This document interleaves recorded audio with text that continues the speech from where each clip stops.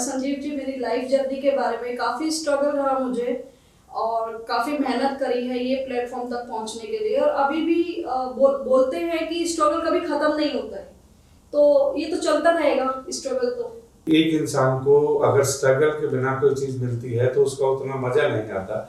तो आप मुझे बताइए कि आजकल आपके क्या प्रोजेक्ट चल रहे हैं?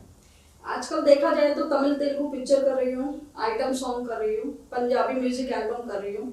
और लॉकडाउन के जैसा देखा गया है कि काफ़ी लोगों का काम नहीं था बॉम्बे के अंदर, साउथ के अंदर पूरी इंडस्ट्री बंद हो चुकी थी, लेकिन फिलहाल सब कुछ स्टार्ट हो चुका है और लगातार मेरे इवेंट्स भी हैं। काफ़ी पॉलिटिकल इवेंट्स कर रही हूँ मैं और काफ़ी पिक्चरें कर रही हूँ तमिल तेलुगु। आप आने वाले समय में देखेंगे मेरी मूवी।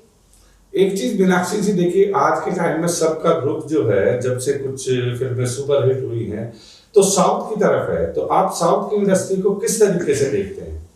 साउथ की इंडस्ट्री आप देखेंगे कि बॉलीवुड से ज़्यादा पॉपुलैरिटी साउथ के अंदर हो रही है। जितने भी बॉलीवुड के, जैसे आप 2-3 हीरोइन का देख लो, आलिया भट्ट हो गई, वो भी साउथ में इंटरेस्ट है।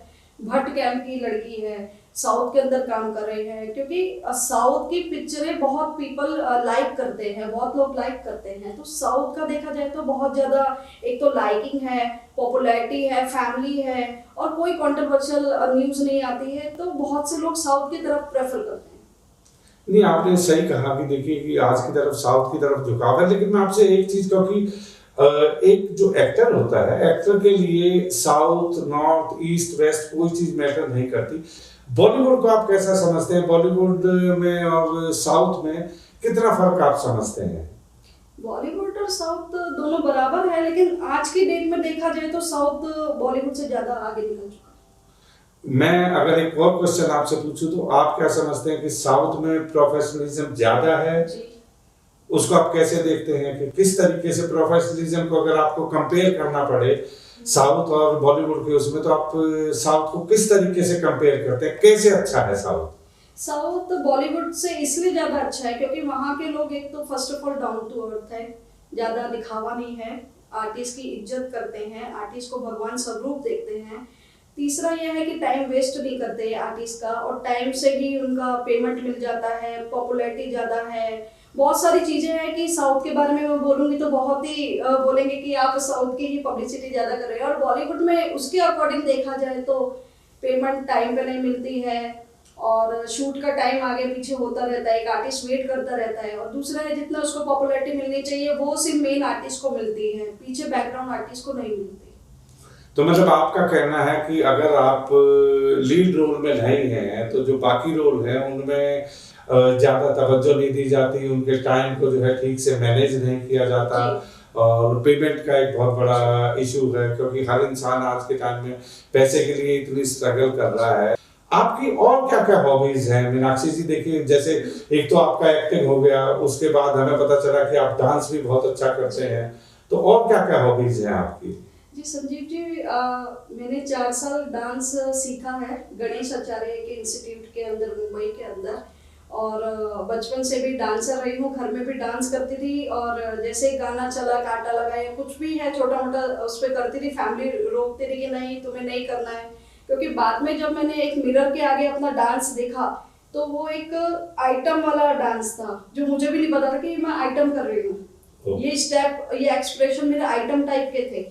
तो तब से मुझे पता लगा कि मैं आइटम कर सकती हूँ। और मुझे जो गणेश आचार्य सर के इंस्टीट्यूट के अंदर जो सर थे, उन्होंने भी बोला कि कभी अपने आप को शीशे के आगे तुमने देखा है?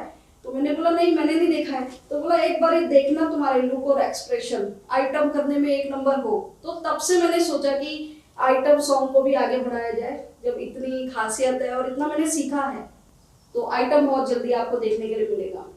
नहीं मीनाक्षी, देखिए बहुत अच्छा है। अब इसमें एक बात और आ जाती है कि जब आप शीशे के सामने डांस कर रहे होते हैं तो क्या एक लड़की होने के नाते आपके पेरेंट्स ने कभी आपको प्रमोट किया कि भाई आप इतनी अच्छी टैलेंटेड हैं तो आपको बढ़ावा देना चाहिए आगे?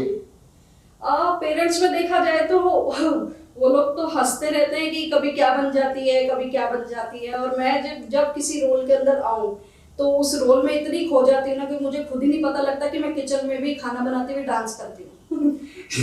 तो मेरे पेरेंट्स खुश होते हैं और बोलते हैं जब तुम्हारे में इतना टैलेंट है तो तुम स्टेज पे लेके क्यों नहीं आती। और आज उनकी ब्लेसिंग से मैं यहाँ तक पहुंची हूँ कि मैंने 100 से ज्यादा इवेंट्स किए हैं, पिक्चरें भी की हैं और अभी साउथ के अंदर भी आ रही हूँ। तो उनकी ब्लेसिंग के बिना तो नथिंग। नहीं मीनाक्षी, तुम्हें देख के मुझे एक चीज याद आ गई कि वो कपिल शर्मा शो में वो जो लड़की आती है वो हमेशा यही कहती है कि तुम्हारे मम्मी डैडी लड़ते क्यों रहते हैं। हाँ। तो वही क्वेश्चन होता है कि मैं किस पे गई हूँ, वही चीज इस पे लड़ते रहते हैं। इकलौती हूँ, मैं किसी पे नहीं गई। तो मतलब आप अपनी फेवरेट हैं। मैं अपनी फेवरेट और मैं अपने से ही प्यार करती हूँ। Very good. मीनाक्षी, एक चीज और भी दर्शक जानना चाहेंगे कि आपने शुरुआत जब करी अपनी जिंदगी के कैरियर की, तो आपने क्या सोचा था कि आपको जिंदगी में कहाँ तक जाना है, आपकी तमन्नाएं क्या क्या है, आपकी डिजायर क्या क्या है लाइफ की? मैंने जब स्ट्रगल किया तो मुझे ऐसा लगता था कि मैं पहले से ही सलमान बैनर और इन लोगों के बीच में रही हूँ, बिल्डिंग में रही हूँ सेम। आते जाते वो लोग बोलते थे कि एक्टिंग करेगी। उस टाइम तो मैं सोचती कि नहीं यार, ये क्या बेवकूफ वाली बातें कर रहे हैं, एक्टिंग मैं कहाँ से करूँगी और कैमरा कहाँ से मैं फेस करूँगी। लेकिन धीरे धीरे मुझे नहीं पता था कि मैं डांस सीख रही हूँ और मैं 4-4 साल के कोर्स कर रही हूँ डांस के, और ये सब हो रहा है मेरे खुद के अंदर ही।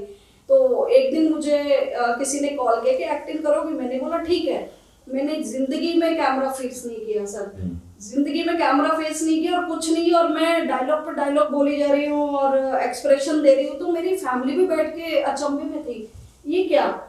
तो बोलते हैं ना कि आप जिस माहौल के अंदर रहते हो वो चीजें आप पे खुद ब खुद आती है। ये बहुत अच्छा है। देखिए, जब तक आदमी किसी चीज को आगे लेके नहीं जाता है उसको लिए बड़ी मुश्किल होती है। अब आपको अगर एक मौका मिला, आपको अपना टैलेंट दिखाने का मौका मिला, तो ये बहुत कम लोगों को जो है वो मिलता है। इसके अलावा आपकी क्या हॉबीज है कि अगर मान लो आप अब साउथ में भी जा रहे हैं, उसके बाद आप बॉलीवुड के अंदर भी करेंगे, तो एक्टिंग के अलावा आपका और क्या ऐसे डिजायर है जो आप पूरी करना चाहती हैं? देखा जाए तो अभी तो एक्टिंग ही मेन है। डांस सुपरस्टार तो हर कोई बनना चाहता है, लेकिन मैं एक ऐसी लड़की बनना चाहती हूँ कि मेरे जाने के बाद भी लोग ना भूले। और स्टार का तो पता नहीं, लेकिन इतना है कि मेरी एक्टिंग के दम पे मैं सब लोगों को एंटरटेन करूं और अपना नाम बरकरार उनके दिलों के अंदर रखूं। जैसे लता मंगेशकर जी है, कितना लेजेंड नाम है, तो मैं लेजेंड बनना चाहती हूँ। नहीं देखिए, ये तो हर इंसान की एक डिजायर होती है कि वो जानने से पहले अपना एक नाम अच्छी तरीके से इस समाज को देके जाए। और हर इंसान का फर्ज भी है कि जो टैलेंट आपको मिला है उस टैलेंट को आप यूटिलाइज करें और आगे तक लेके जाएं। तो अगर कभी आपको मौका मिले कि आपको बोला जाए कि आप एक्टिंग को छोड़ के आप किसी और प्रोफेशन को अडॉप्ट करें, तो क्या प्रोफेशन होगा वो? संजीव जी, सेकंड प्रोफेशन तो एक राजनीति है। ओके। और मेरे फादर बचपन में बोलते थे कि मैं लड़कों को मारती थी। ओके।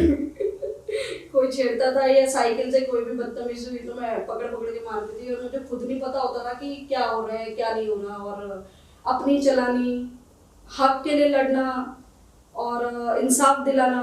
किसी बच्चे का कोई खिलौना भी लेता था तो मैं बोलती थी कि कैसे ले लिया, घर पहुंच जाएगा उसके। तो ये सब चीजें बचपन से मेरे ब्लड के अंदर है।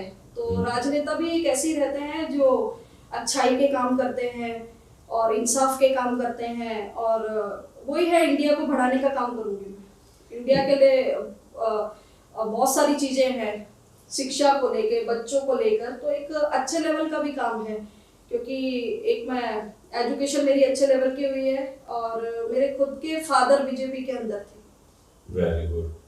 तो वो सब नहीं, बहुत अच्छा है। देखिए मीनाक्षी, जब भी आदमी को मौका मिले, आपने सही कहा कि राजनीति में अगर आना भी है तो राजनीति अपने आप में एक समाज सुधार का ही काम करते हैं, समाज सुधार का ही काम करते हैं और हर इंसान को करना भी चाहिए।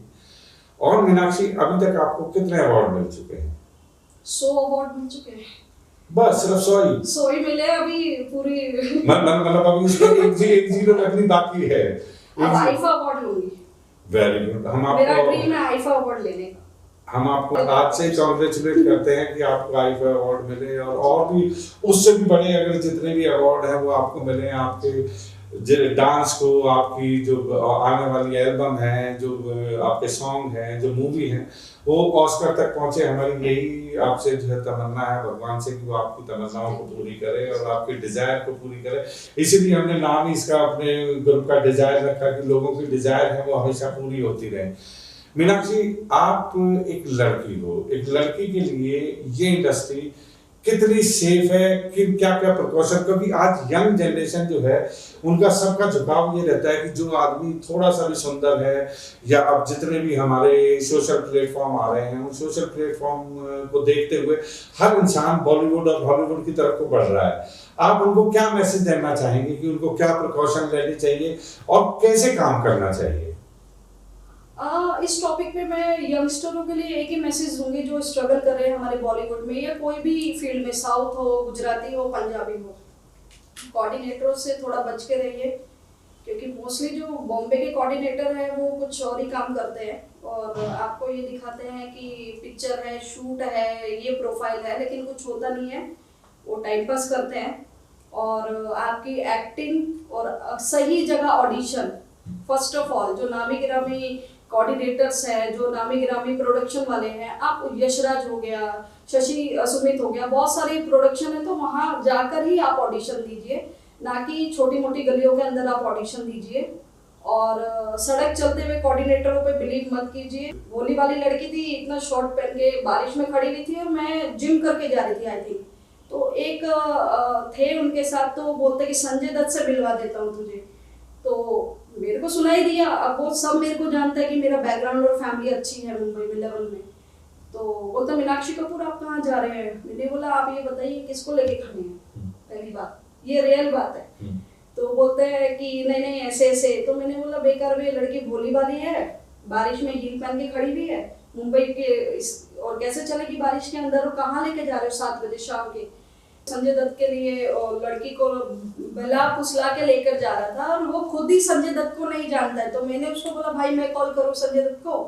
नहीं नहीं मीनाक्षी कपूर हम जानते हैं आपको, ऐसा करके भोली वाली लड़कियों को गुमराह किया जाता है। तो मुंबई के कास्टिंग वालों से बच के रहे, सही प्रोडक्शन हाउस में ऑडिशन दे और सही लोगों के साथ ही काम करें, बस मैं इतना बोलना चाहती हूँ।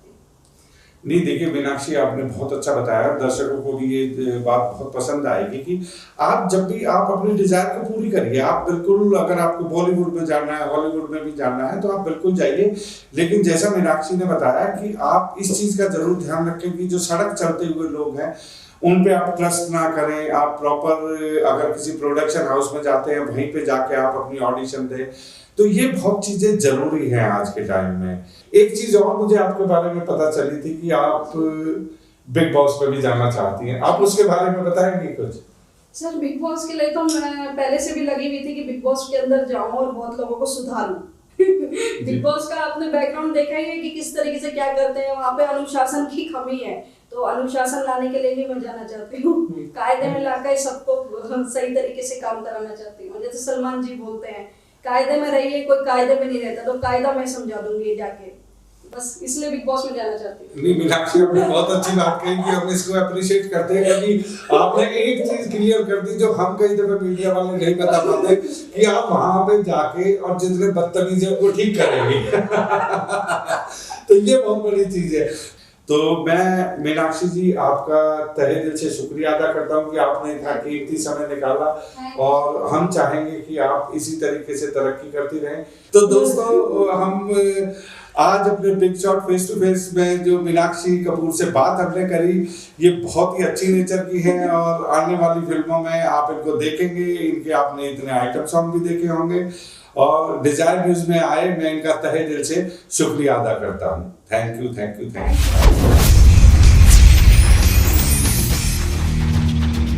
Only on Desire News, वास्तविकता वही जो हमने कही।